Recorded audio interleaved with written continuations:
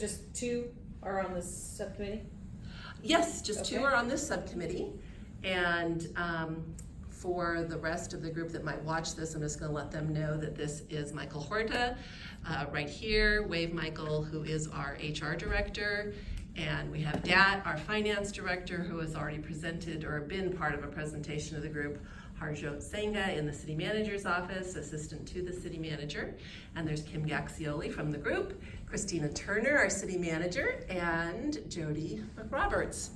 So I thought that, again, I would let this be kind of an open discussion, similar to what we did the other night, except that you guys, I did provide you with kind of some detailed information. I know Jody had a chance to look into it. I Yes. don't know if you did or not, Kim. This sheet isn't necessarily meant for our discussion, but it is the general pension information that we put together that we'll be providing to the rest of the group and out to the community.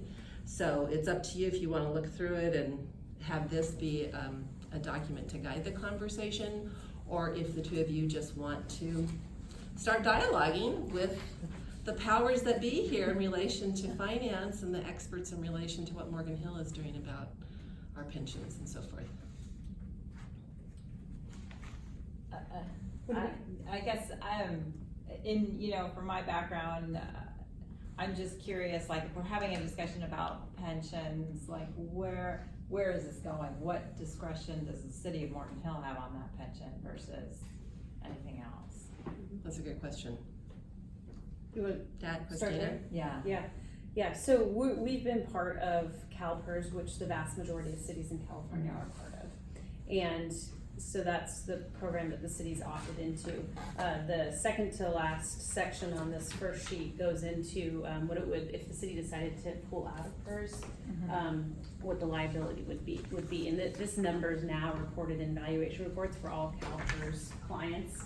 And so if we were to pull out, we would have a $197 million liability, because the point is that there's not enough funds that are sitting at CalPERS on behalf of Morgan Hill to cover the pension costs for the future when retirees get their checks. And so while you might potentially stop, or you would stop some liability into the future, there's still a point in time liability. Is that anything else that you guys would add? Yeah, the reason the cost so high to pull it down because that we could cancel PERS contract, right? But there's still obligation we haven't paid for the existing Right. and past services. So, because we pull it out, PERS have to use that money, which is 200 million, close to 200 million. They have to invest that money into more safely and lucrative funds instead of their more aggressive projecting 27%. So they probably just put it in the treasury or something like that. Because at that time, once we cancel the contract, employer is no longer obligated to continue to pay PERS if there's a shortfall. So that's why they have invested in mostly safely assets. So the city's focused its efforts on figuring out how to sort of reduce costs going into the future. So before PEPRA came out, which was state mandated, this city decided to talk with its bargaining units about sharing in the costs of future increases. And so what we have in place, which there are some cities in the county, more statewide, but definitely not the majority, where this cost sharing is in place, where as the employer contribution rate goes up, employees share in half that cost. In the last round of negotiations, that's capped now for police at I think about 16%. About 15.112, yes. Yeah. A little over 15. So, but how that works is, say if we find out that the employer rate is gonna go up next year 5%, then employees would cover half of that, 2.5%, and then the employer, City of Morgan Hill, would cover the other 2.5%. We did that, and then PEPRA kicked in, which then forced us to have different tiers. And so as new employees come in that haven't been part of what they call the classic PERS system, they go into the PEPRA tier, if you will. So the formula is less attractive, less beneficial to the employee. If somebody has had a 6-month break in service, so they say if they've been away from a PERS employer for more than 6 months, then they default to the PEPRA category. And so what this will do over time is help rein in the costs, but it'll only be as we have classic members retiring out and new Pepper employees going in. And so I think did we put it in here? If not, on something else, Yeah. it's about, this chart. So right now we have 27% as Pepra, and then that number will grow, each year really, as new teammates join us. And this also goes into, you know, other ways in which we've tried to get a handle on pensions, and one is setting up a Section 115 trust. And so rather, you know, there's different things to do to sort of address the liability that's at hand. At one point in time, pension obligation bonds were being marketed by financial institutions, and eventually, quickly, the GFOA, the Government Financial Officers Board, came out and said, don't do pension obligation bonds, they're not a good idea, because what they do is trading in a liability with CalPERS that can fluctuate with all of a sudden this fixed liability to a whole nother entity, and your liability was only paid off in one point in time, so now only you owe the bondholders, plus for your new liability you're gonna owe CalPERS. And there's all sorts of other reasons why it's just not a good idea. Some cities ended up doing those nonetheless. And so we did what's called a Section 115 trust, and Gilroy, as a matter of fact, just their council heard this item on Monday night. We did it back in 2015. And so how that works is, rather than paying towards the liability, like sending more money to CalPERS, what you do is you put monies aside in a trust, and it's an irrevocable trust, and so the money cannot be used for anything other than pension obligation. So future councils couldn't say, oh, you know what, let's go ahead and use that for that building over there, for streets or something else, but that money has to be used on current or future payments to CalPERS. And so what we're able to do then is have that money, it's invested differently, so there's diversity, versus having it with CalPERS, and so we can offset our liability with what we have sitting aside in that Section 115 trust. So we have that with pensions, and then you probably heard in the presentation before, we also have OPEB, other post-employment benefits, but that is a much smaller number, but we do have a trust for that as well. So in the context of like the revenue, it's part of the general fund, right? Well, Or is it- so it's split, so it depends, it kind of follows where the employees are. So the majority of it is the general fund, but we do have employees that are specifically coded to, say, our water or sewer enterprise systems. And so the obligation then follows those particular funds. Okay, Yeah. okay. So in the scheme of things, like, I'm just trying to get the big picture Yeah, first yeah. before you even go into any of this. Sure. Is just like, you know, how much is this when you're looking Yeah. at the general fund? Yeah, so, there's a couple different ways to look at it. So, on the sheet with the file folder that says pension, so as far as liability goes, so, there are numbers that are listed here for miscellaneous and safety. So first of all, safety is police, and then miscellaneous is everybody else. So the total add up to $44 million, and so it's sort of, a point in time number, and what it does is it represents the funds that are set aside at CalPERS that are specifically earmarked for Morgan Hill, compared with what our liability is into the future to pay retirees as they retire out of our city. That number can fluctuate, and it fluctuates based upon everything from the actual interest earned to when CalPERS changes what they call the discount rate of return, which is basically the interest rate. And so they've done that recently, and that caused our liability to go up. Right. Because if you assume that your portfolio is going to make less than what you thought, then that means employers have to put more into the system to cover those payments into the future.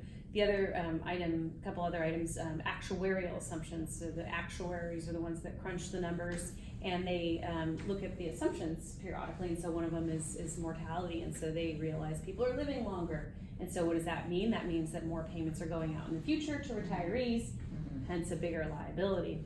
So that kind of plays into what the liability number is. And so once again, this number can change.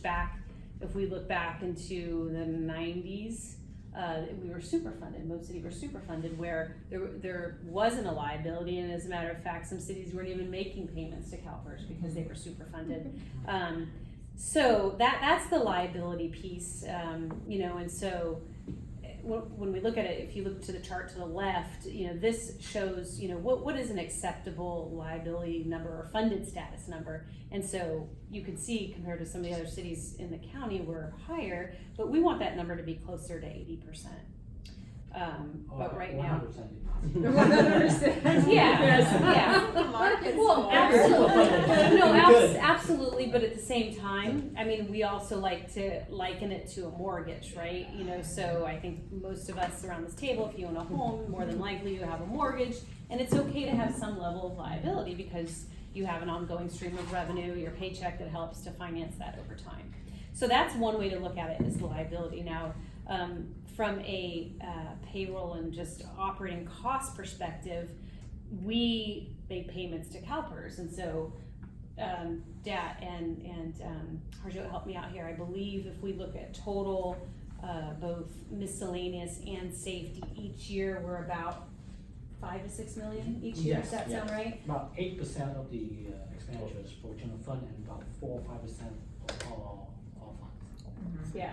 The pension costs represent. And then we have some Okay. good charts that were in the original presentation that we did, that when we did the budget overview, that kind of shows the breakout of miscellaneous and safety, information about the PEPRA versus classic. It goes into what the employer or employee sharing looks like. And so the pension payments that the city makes, those are built into our budget. So CalPERS provides us the actuarial reports every year, and so they give us the rates now, I think, for the next 2 years, and then they do projections after that, and so we plug those into our budget. And so if you look at our charts, those charts do reflect the payments that we anticipate making to PERS over the next few years. So is CalPERS the one that mandates though, like your retirement is at age 55 versus Yes. 60? Yes. So if you are a part of CalPERS, then you don't have any leeway there, it's just you have to do whatever CalPERS says? Okay, so PERS has predefined formulas. Cities enter into contracts, and those formulas vary over time.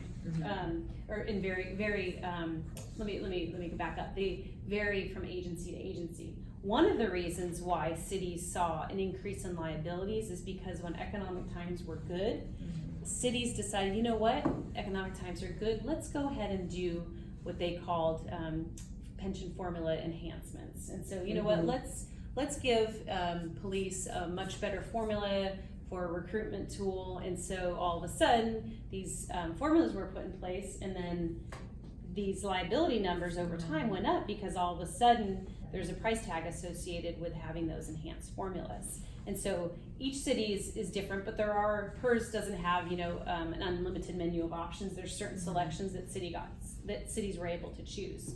Now, the formulas under PEPRA have reduced the formulas. So for instance, for police. Do we have the formulas on here? No.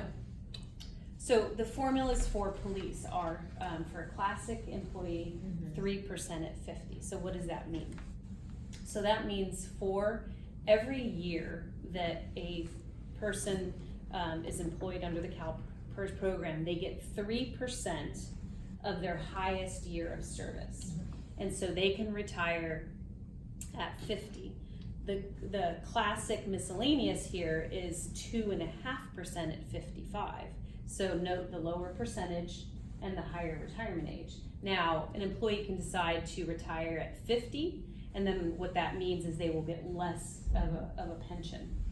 I'm sorry, can I jump in? Yeah. My husband's a deputy sheriff, so 3% Yes. 50, so like, it's 3% times how many years Yeah, you've worked, so- up to 90% max, yeah, for the deputy, so I just thought. And that Yeah. varies. Yeah. Max varies I based just, upon you left that plan. little part, like, I just to make Yes. sure they had the years Yeah. part, yeah, 3% times number of years. Yeah. Maybe I'll bring it up, but I just wanted to share it. Thank you. I appreciate that. Appreciate that. Well, and you also have to be vested. Yeah, no, Yeah, that's at a least good 5 point. years, like mine And is at least 5 years, yeah. Same thing here, 5 Yeah. years, and so if an employee were to leave before 5 years in public service, they would get their employee share back, and they would forego the employer share. That's no longer in their name. So, okay, so that was kind of in your response to your question about how, you know, the payments and funding kind of works for the program. Other questions? Well, so here's a big question that I have that is maybe kind of a radical thought, but as far as I know that would cost to actually exit CalPERS, is there any discussion about at some point saying new employees will have, I don't know what it would be for a city, I know like for other agents, just a regular private company, it's a 401k and no more pensions. Is that an option? Is the city looked at that? So I understand that that won't help with those that are retired. This would be more long-term, but can we completely go away from pensions like private companies have? So you're saying do a whole nother tier, if you will, but that tier would be no CalPERS. Exactly. You know, with our current contract, I don't know if that's an option. Dad, do you know if the new employee comes on, do they have to default to PEPRA, or can we amend the contract and allow for something like that? We could always amend our contract, but, Okay. We haven't talked to CalPERS contract, analysts or CalPERS, about this scenario directly, but I have went to CalPERS webinars and, training.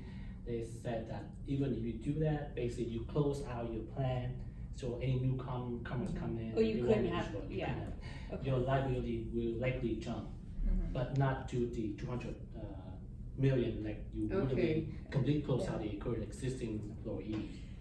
Because they expected new employees will come in basically to help fund the liability that the current Right. employees accrue. Right. And Dad, talk a little bit about the mechanics behind PEPRA. The anticipation is that we're not gonna build up the sort of liability that we saw with classics. That really the employer piece and the employee piece is going to be sufficient, such that this isn't gonna balloon. Can you kind of add to that? Yeah, the PEPRA basically, which went effective January 1st, 2013, for new plan members. They came in at a lower plan than the classic existing plan members, basically, which is I am right now, 2% at 60 versus the classic miscellaneous at 2.5 at 55 that you mentioned earlier. Because they have a lower plan than the classic and the newcomers, basically they establish a new plan, so none liability has been accrued yet. But that doesn't mean in the future it won't. For instance, currently the plan anticipate that CalPERS will earn 7% for foreseeable future. Since the plan already for PEPRA only came in 2013, if assume 10 years from now, CalPERS continue to underperform their projected discount rate, we anticipate that there will be some liability for that, but probably at a lower than the classic members because the PEPRA newcomers are at the lower benefit plan than the existing classic.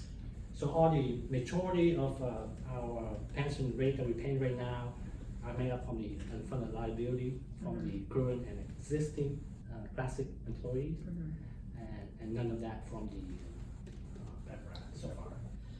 So if you ever went, so I'm just throwing this out there again, I know this is like maybe kind of a, like I said, a radical idea. So even if you stepped away from having pension, you did like a 401k or whatever the government is naming, they have different names, you would still have a liability because, but it could be lower, so maybe at some point it could be something to consider. Again, it'd be a liability, but I'm just throwing it out because Yeah, no, It's that's- Social radical Security, idea. it's like Yeah. Social Security too, Yeah. in terms of, it relies Yeah. on all of the young Exactly. ones to pay Yeah. for Exactly. that. Yeah. The same thing happens Exact same here. thing, yeah. So Yeah. you have to figure out how to change, but it can never be a knee jerk, you know. Yeah, I hear you We're saying. in pension and now Yeah. we're going to 401. Yeah. Yeah. Now I'm gonna step back for a second and just talk about you know, looking at this big picture from an employer perspective.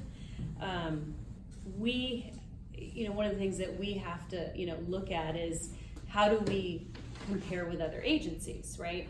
And so this city was one of the first to come out with the cost sharing, which was a very bold step, you know, and so the risk part of it is from a recruitment and retention perspective. You know, and so I don't believe that it hurt us, right? I think that it was fine because I think more agencies have done that and are going to do that. You know, if all of a sudden we're not gonna offer that to new, say somebody, entering the police world, and, they're applying at different cities, and it's a difference between us and somebody else that has, the pension formula, albeit not as good as the classic one. More than likely, of course, everything held constant, they're gonna select the city that has the pension. And so we wanna, make sure that from a recruitment perspective and retention for that matter, that we're not jeopardizing things, because we wanna make sure that we're, able to still attract and retain the talent. So those are some of the things that, that have to be kind of thought through as we, look into options. Now, the option that you're mentioning is something that we, of course, have dialogued, both in our HR groups, finance groups.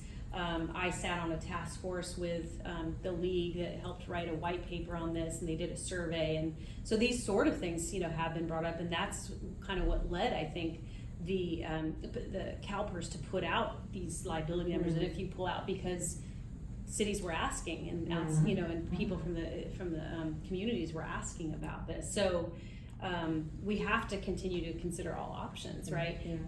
And then, my job, council's job, and others' job is to think about, it from a broad perspective as well, because like I said, we want to make sure that we have the talent here.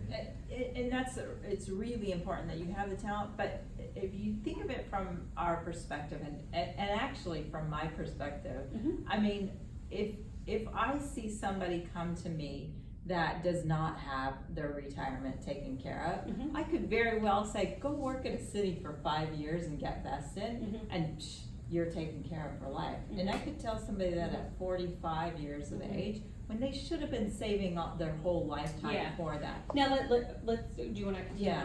So, a couple things there. So, one is, 5 years. So let's look at that. So somebody does that from PEPRA. So they would get basically, as long as they stayed the 5 years, for every year, they would get their 2%. So they'd get 10%. 10%. When they turn 60. And so that, of course, from a financial perspective, then would be balanced with, well, if they were working for a high tech, would they get stock incentives? Would there be an employee stock purchase plan? Would they get bonuses? You'd have to run those sort of numbers. Right. But I totally understand what you're saying, Yeah, it's just, at what point is it too good of a situation that, and to be able to retire at 60, wow, I mean, you have to put away a lot of money to retire at 60 versus 65. Retirement age for Social Security isn't even 67. So there's so many variances, and there's such a gap still between what the city is doing versus what is normal in the marketplace. And I think you got to look at position by position. So IT is a good example. It's a tough to recruit for. Outside of tech jobs because of all those other incentives. And so having the pension sort of helps, I think. But nonetheless, it's still a hard area to recruit for in local government. And other jobs are different. Some are very comparable if you look at probably a utilities job. Others, yes, it's probably, more but worthwhile to, work for a local government agency. That's the hard part, it's just that it's still to the outside, to the residents of Morgan Hill, it's gonna seem like, wow, that's a sweet deal. And the We're all sweetest safe. the sweetest deal is somebody that's worked in law enforcement that has the 3% at 50, and that is truly retired and doesn't work any other sort of job after 50. That is the true benefit. But then what is the argument behind that, or the justification, is that they're putting their lives on the line on behalf of the community. And absolutely, that's why the with higher safety, formula. it's super important, and the wear and tear on your body. I mean, you're not going to be as effective at 60 as a policeman as you are at 50. Right. That's the price it's like being an athlete. Sure. I Yeah. totally Well, get it. when it if comes I to can that. jump in, Yeah. just to speak for my husband, because it's kind of funny that I'm in this group. Or actually, I was the one that brought up to Maureen, and my husband has a really good pension. In fact, he's so well paid. Law enforcement is so well paid. I don't even have to work outside the home. So I'm being And totally he's upfront honest. retired? No, No, he will In be. other words, Okay. he's 53, but he started when he was 36. So right now he's like at like 50% of his pension. So because he Okay. started a little bit later, he recognizes if we stay here and he retires here, he's still gonna have to work another job because it's Yeah. expensive.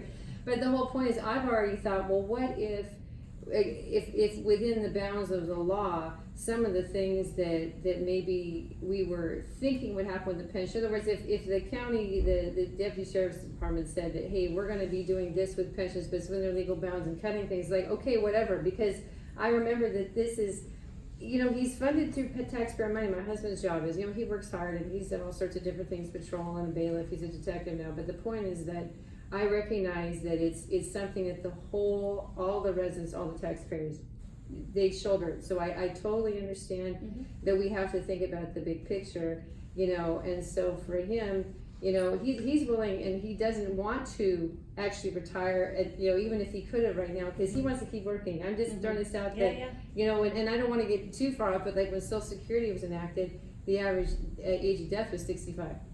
And so now we're dealing with people living in their 80s and 90s, and my husband wants to work, he doesn't want to sit around.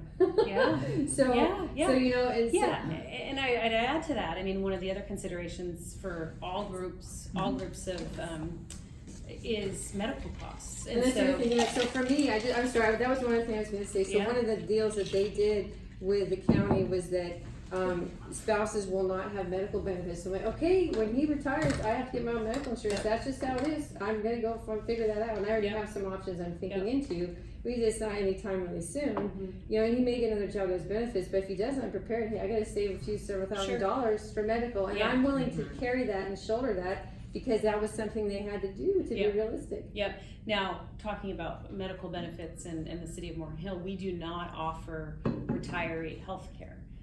So some cities still do, and some, like, you have to vest 5 years and then all of a sudden you, your spouse, maybe your family members will get the care. We don't offer that. Now, because we're in the CalPERS system and we offer when retirees, when an employee retires, they can opt to keep CalPERS coverage. And so I mentioned we have an OPEB liability, other post-employment benefits. We have to pay the minimum amount into what's called PEMCA, Public Employees Medical Healthcare Account. Did I get that right? Okay. And so it's about $150 a month that goes towards a CalPERS retiree that elects medical coverage. Okay. But the total cost, say if you have a family, is $2,000 a month. So it's a piece of that. But we don't offer comprehensive medical coverage. Like the county, I think Los Gatos still has it. Yeah, a lot of cities still offer their employees and retirees medical benefits once they retire. Yeah. So how does this work then, the ones that like to pay into it, what kind of coverage do they get? I just So understand. we pay it for current employees. Is Oh, that for right, current Dad? employees. For current employees, and so they may decide to not elect to have CalPERS when they retire. It's up to them, Because it's $2,000, for and that's a just month? Family. for a family. It's Yeah. about $2,000 a month. Okay. Yeah. For a retired or Yeah. for somebody that's? Well, just anybody. Okay. So I mean, they would just follow our same Expensive, huh? plan. So I mean, you could do Kaiser. One person is a lot, less than Yeah. 2,000. But nonetheless, Yeah. it's still a big amount for Uh-huh. somebody that doesn't have a full paycheck, if you will. So they would be paying, so those retirees that choose to stay in the CalPERS system, they pay out of pocket, is that what Yes. that's saying? yeah, Oh, okay, for medical, yeah. okay. Yeah. And we only pay the minimum required by the law, under law, which is. Yeah. Oh, it's to supplement that? Yeah. Oh, So it bars it okay, off. okay, It's okay. much Yeah. better. And that we're required to do. And so most cities that have, or all cities that have CalPERS medical coverage have to offer their retirees this, which has led to another post-employment benefit liability, but ours is small. Cities that do offer full benefits upon retirement, those liabilities are big. Another example of other post-employment benefits, Gilroy has what's called a retiree incentive recognition program, which I think they're gonna end up phasing out, but based on employee tenure. It's meant to be a bridge from 55 to, I thought it was 65, but 67. When Medicare kicks in, it's anywhere between $100 and $300 a month for employees that have retired based on tenure. And so when you put actuarial assumptions behind that, all of a sudden it's this big liability. And so that also adds to their OPEB liability. We don't have that. That's good. You know, the thing is that you have to also bring it back when you talk about recruiting and retention is that, and I've heard this from everybody at Leadership Morgan Hill that works for the city. They're so fortunate to work for the city of Morgan Hill versus other cities. Oh, yeah. And You know. when you say that, expand on that. What do you mean? I mean, like, it's probably the same reason we all love to live in Morgan Hill. Yeah. It's just that this is a good city to work for. The employees, you know, staff Morgan Hill, they like working for Morgan Hill. A lot of them have worked for San Jose, Yeah. but they really like it here. Yeah. So you can't sell yourself short and think that like it has to all be this, you know, recruiting, I see what you're saying. retention thing, Yeah. because people are gonna wanna be here because of a quality of life. Oh, absolutely. I totally agree with that. It's one, compensation is one piece of the puzzle. Yeah. You know, so many studies have shown that the compensation, so that's salary and all benefits, is one piece of the puzzle, and that, you know, given, you know, salary is not always the number one driver. You know, the culture at an employer, the core values of an employer, whether or not it's actually fun to be at work, you know, plays into all of that. Absolutely.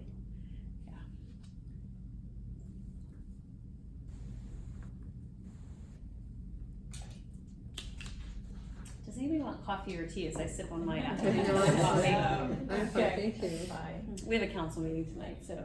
Just do it. Michael's laughing, but yes. Okay, so the main difference between Pepra and CalPERS is Pepra and Classic, so they're two Pepra, different okay. formula. it's just the formula. Correct. Okay, Mhm. but it's all the money is going to CalPERS to Correct. invest. Yeah. Yeah. I mean, I don't really see, like, I looked at all that Mhm. paperwork and everything online of the investments and the assumptions and all of that, and I don't see anything that like really strikes me as out of the ordinary. Mhm. I mean, the investments are pretty typical Mhm. for that kind of a. Since you've mentioned that, one of the things that has caused a decrease in the rate of return is the portfolio mix that they have, and so they looked at some of the, what's the term they use, social equity, and Yeah. and so they divested of some investments, Interesting. which unfortunately caused a Yeah. decrease in the rate of return. Uh-huh. But yeah, I mean, so they do a lot of investing in real estate. They invest in, you know, corporate bonds and then stock and.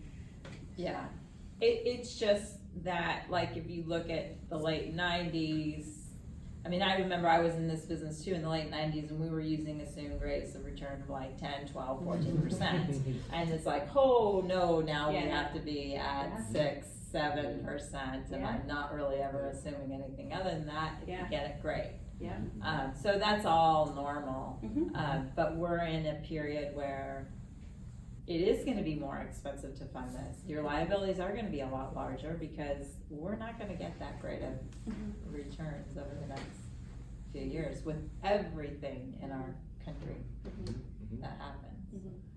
I think that's just, so it could get more expensive. Yeah, I mean, they closely monitor the rate of return. They have no intention at this point of changing the discount rate. But, you know, there's also other actuarial assumptions, as we mentioned, that, you know, could play into, you know, this liability number. But they're also counting on the fact that the PREPA employees are gonna keep the liability increases down. Yeah, and I think one big caveat between the classics and the Pepra is, the classics employee contribution, if you will, by statute is fixed, and then the organizations, agencies are going outside of the statute and making these cost sharing agreements. Whereas Pepra, by statute, reflects that any increases to the pension liabilities will be split between the employee and the employer. So that's another caveat to the classic versus PEPRA. And how that's done, it's not done year by year. There's a smoothing effect. I believe they use 2 to 4 years before it hits the employee, but employer it's immediate. So what's the difference between in the classic, what's the split between what the employees pay versus what's the pension? Is it all pension? So, Or are they so the contributing? classic right now, the base amount, and Dad, if you could pull up the chart, the base amount for miscellaneous employees is 8%. And then for safety, it's 9%. And then what's That's the at, employee statutory contribution. so it's like the base amount that, They that have before to pay. cost sharing Yeah. kicks in. And then as far as cost sharing now, Dad, do you have those rates? Yes, for safety, 6.1%. On top of the 9? On top of the 9% that they have to pay, so Okay. they pay a total of 50%. Okay. So that 6% they pay is paid on the employer city's behalf. So They don't they're, have to pay. yeah, but they're because of covering their bargaining our unit share. Agreed with Okay. the MOU, they agreed to share the cost of the city pension, Yeah. 6%, on Okay. top of the 9%, so they pay 50%. Okay. For the class miscellaneous group, like all of us here, like except non-safety, except the safety people, we pay 8% for class members, that's a statutory contribution, and they pay additional 3.6% of the employer cost, so it's about 11.6%. And as the Christian mentioned that we are one of the few cities that have required the employee to pay the employer cost. As a matter of fact, there's some cities that still paying the employees contribution. Wow. Like Yeah. the 9% for safety and 8% for miscellaneous. Some Yeah. cities still pay on the employees. And Yeah. some cities also, have increased, like have done cost sharing programs, but then increased salaries to Oh, compensate for it. Oh. yeah. Yeah. So, and this is, and just so I make sure I'm clear, this is like a line item in someone's paycheck, basically, right? It comes out of their pay? Okay, okay. Exactly. Which is another interesting thing, I think, when you look also at salaries of city employees. So let's say they're making 100,000 a year, just, Yeah, right. but mandatorily, they're paying that percentage into their Okay, retirement. So that's not what they're gonna be bringing home. Yes. They're actually bringing home a lesser amount because they're required to contribute that percentage. Which is a good thing. It is, it's, I mean, it's, Absolutely. It is, but I think- outside out of your Yeah, checking account? yeah, or- so Sometimes sometimes- employees, Yeah. people don't Yeah. say that. sure, it but- forces you to Yeah. do that. yeah. But I think sometimes people look at, they see the salaries or the hourly rates Yeah. or whatever, and they don't understand that, well, a portion of that is automatically going to Yes. retirement, no choice. Yes, It's just a point to think about. yeah. Questions, areas that you want us to cover more on? Well, I think my biggest comment that, it's not a question, but I think I pretty much said, I can just kind of rephrase it, is anything that I'll just backtrack to, I'm trained as a financial trainer. I know Kim's a financial planner. She has all that certifications to deal with mutual funds, etc. I'm trained as a financial coach, who I just help people with their day-to-day budgeting and that, and debt payoff plan. I don't have any securities license or anything, but so I've worked with people, and then myself also, our family, we live in a budget, so when we have to cut something, we cut something, because I'm not just gonna I can't raise taxes, right? So we have to cut it. So that's where my statement would be, anything that the city of Morgan Hill can do proactively to trim, when it comes to pensions. Obviously, there's obligations. You can't just say, okay, we're no longer, all these people that we're paying pensions to are no longer doing it. You can't do that, right? I totally understand that.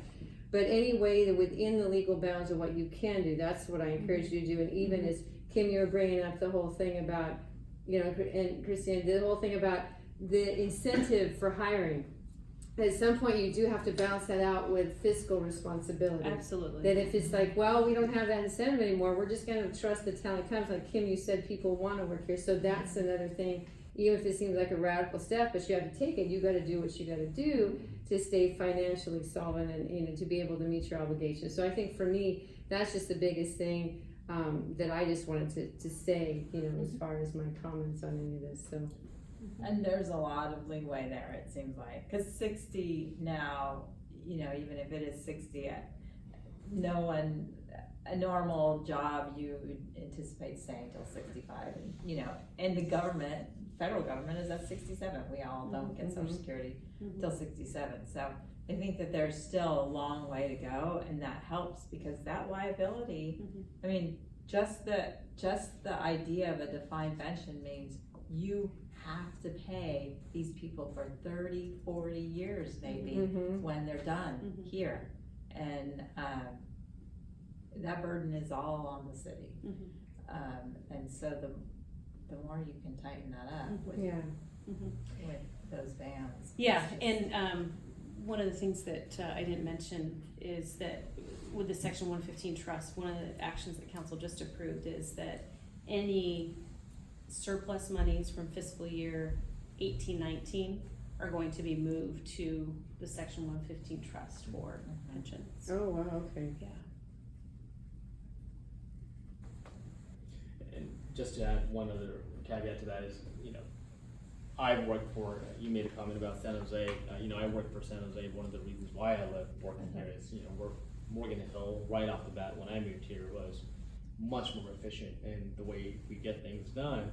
And another one of the things that I've noticed about the leadership team here is if there are opportunities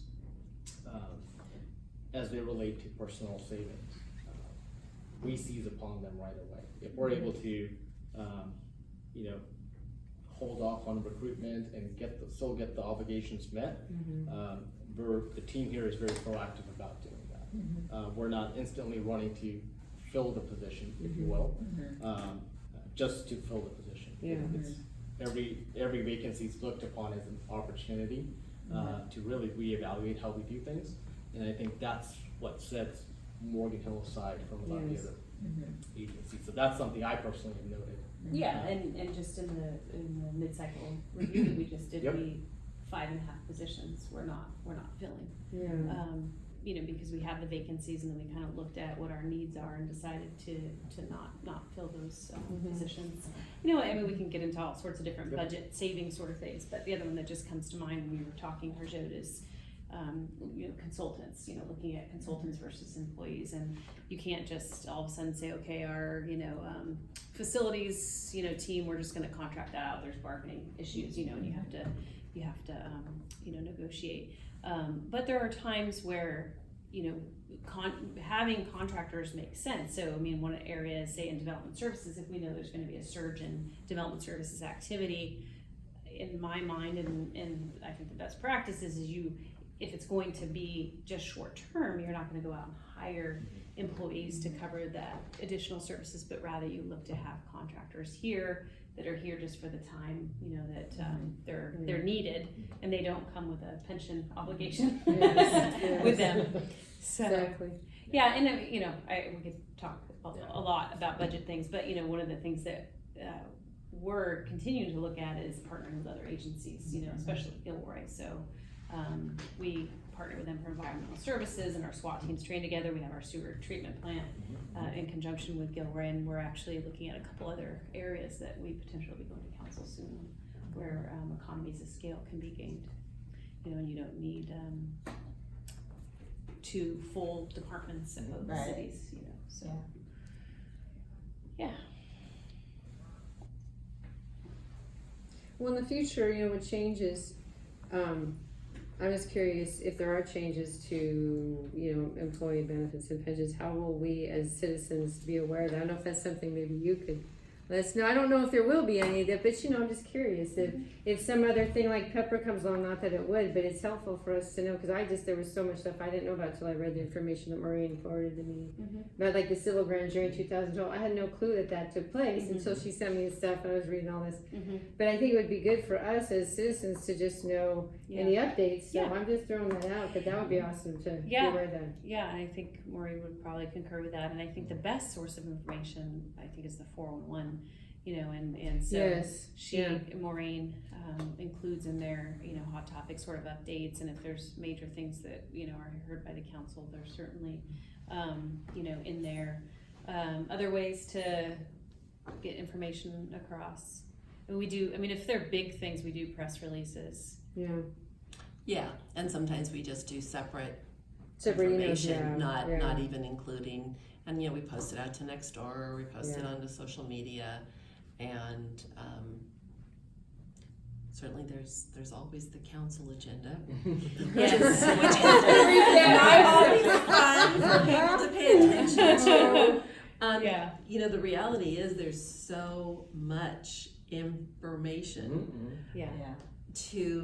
and it's all out there, maybe not readily available, but there's so much information. It's so hard sometimes to pick and choose what yeah. needs to be a standout item Yeah. for the community. And even when we do that on occasion, then we're accused of, you know, making this a standout item. Oh, Why not yes. this Yeah. one? And then you Yeah. get to the point, well, if they're all important. Yeah. None of us would suggest that they aren't, but it's gonna be the rare community member who's going to have the time to sift through everything and pay attention to it all. And so sometimes it's based on what we're hearing, you know, and if people wanna know more, it's interesting, even though pensions is a topic overall, I think, you know, out there probably across the country, or certainly in California, it hasn't risen up as that top of a priority conversation at this point with our community. Other things have risen up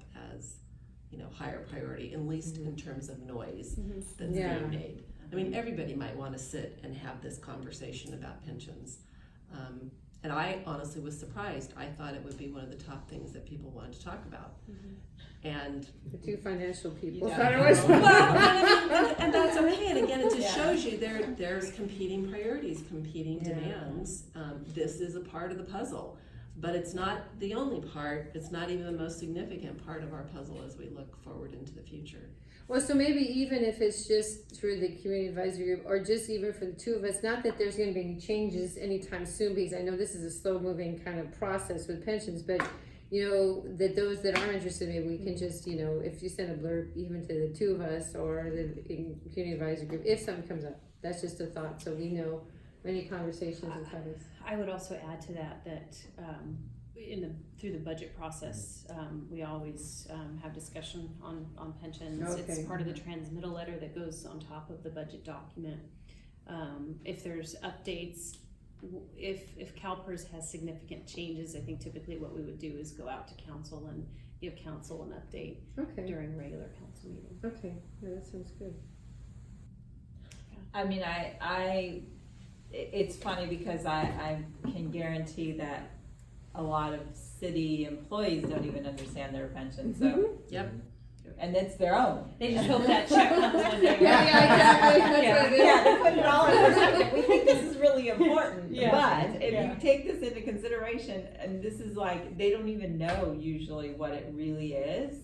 And especially, I think the that's younger especially, yeah, generation. that's what I was about to say, it's the Yeah, younger ones. especially all the younger ones, it's like, you know, it seems like funny money out there. Yeah.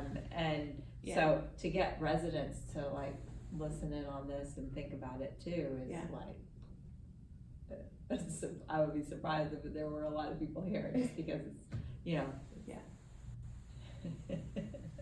Well, and you know, I think one other thing that happens too with younger employees, because I think there's probably not a person sitting at this table who's a city employee, and I'm the oldest one here, but you know, there's always that wonder, will this continue? Will some radical changes be made Yes. that change what I'm counting on for my future?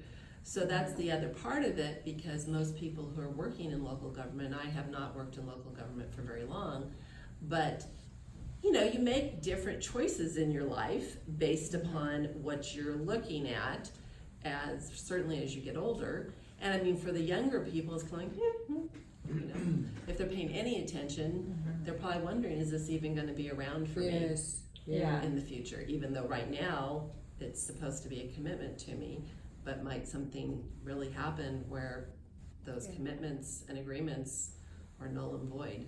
Yeah. Yeah. Yeah. Yeah, it's a tough issue, but it's really expensive the way it's laid out, you know? For sure. And the uncertainty, it's like the uncertainty of knowing how long people are gonna live in the future. But the certainty of knowing you're gonna have to fund these people, no matter how long they Yeah. live. You know, I think it's the thing of, they got started, you know, when they got started, even like with Social Security, maybe sounds like a good idea, you go along and go, oh. And even I watched this short video recently about, you know, a man encouraging people, tell your, you know, federal representatives, we've got to bump Social Security and Medicare up to age 70, you know, we've got to do that. And so these talks are gonna continue, how can we shift these things, because we're seeing how almost impossible it is. So we gotta, in other words, you can't just cut it off, it's impossible to do it that way. But we have to do every single thing we can to be extremely proactive, so that we can remain financially responsible and solvent, so. Yep. Yeah, really, in many, many ways, it's a very good comparison. You know, what's happening with the CalPERS system versus what's happening with Social Yes, Security. very similar. Because a lot of the same issues, you know, they are on both sides. Yes, definitely. It's the pension system of.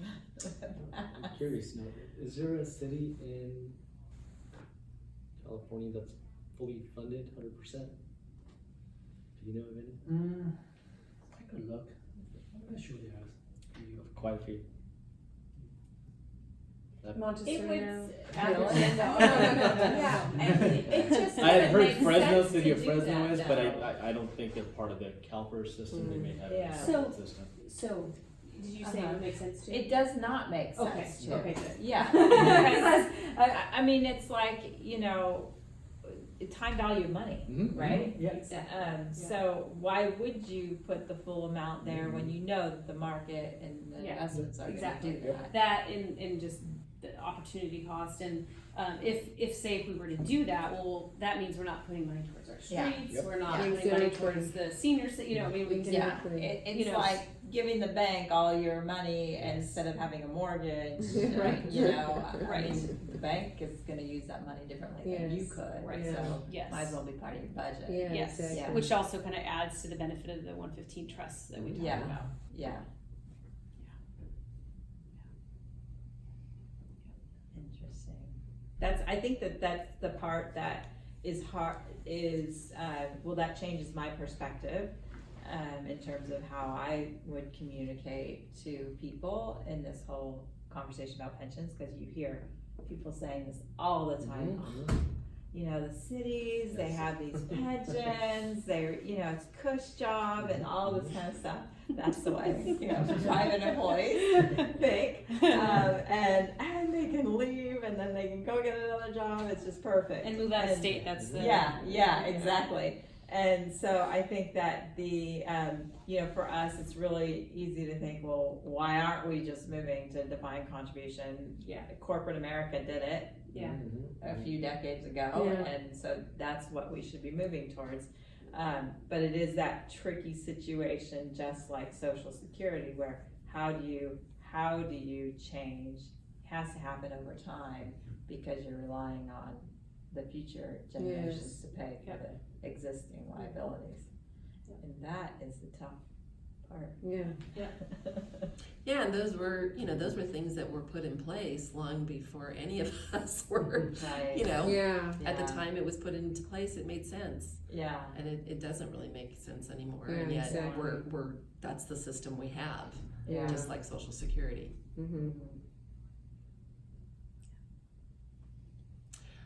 One thing that I wanted to throw out there, since we do have these sheets, is there anything, Kim and Jody, because we're ready to push these out, is there Okay. anything that you think we should have included in this sheet that we didn't, based upon, you know, what you have investigated and learned and even from this conversation.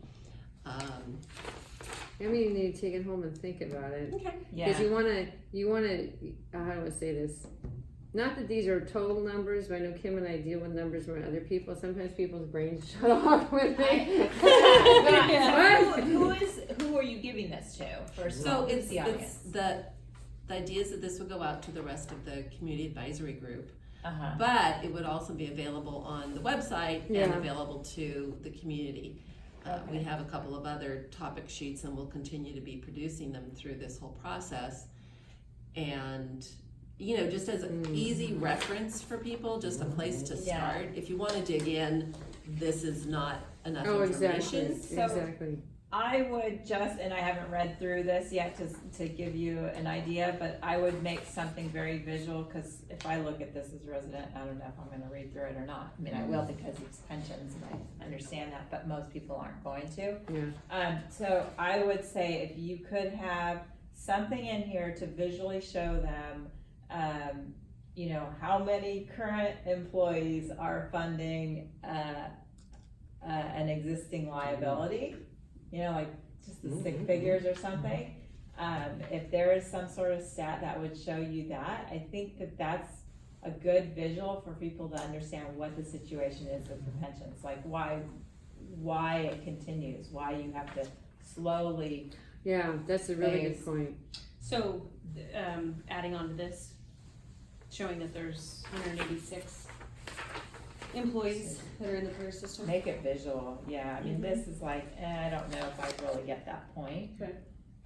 But if you could set, you know, You know what most people think Maybe the of, number of active retirees currently. or Yeah. something. So we can play around with that and see Yeah, what we can include. but just like, you know, how many existing employees are paying for per active employee?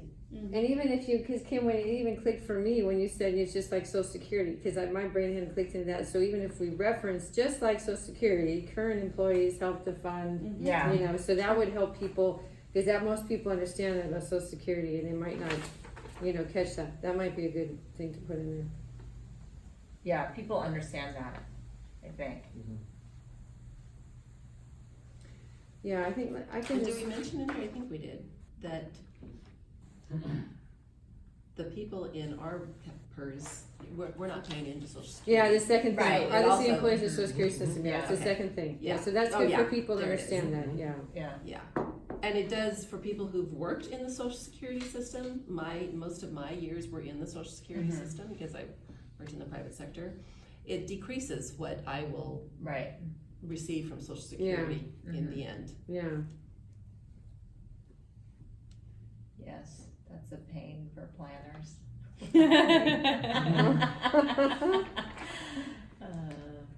So, yeah, I would do something like that, so it's. Okay. yeah, let me, you know what, Maureen, I'll look at it and just think about, it. The only other thing is, the one that says the next to the last on this page, it says, could the city offer employees 401k plans and pensions? And the thing about there's immediate unfunded liability upon the city of approximately 197.9 million. I didn't understand why, and so we talked about it's because there's still, now I can't even put it into words, but that might be to explain why I didn't quite understand that. So maybe if you can word why that is the case. Elaborate that a little bit. Yeah, and then the next sentence is, yeah. I don't know if most people that aren't into finance might not understand that last sentence in that paragraph, but that's okay.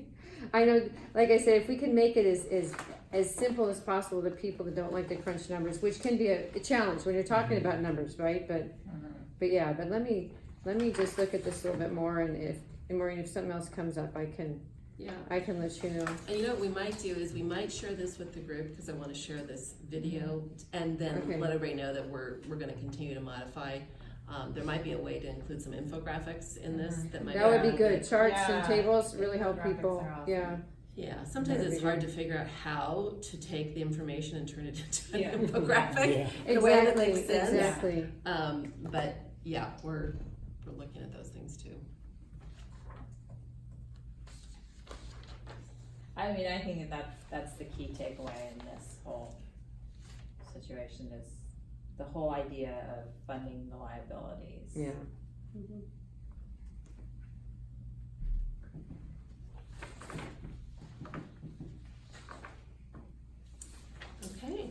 All right, well, yeah, let us know if you guys have follow-up questions. Yes, you definitely will.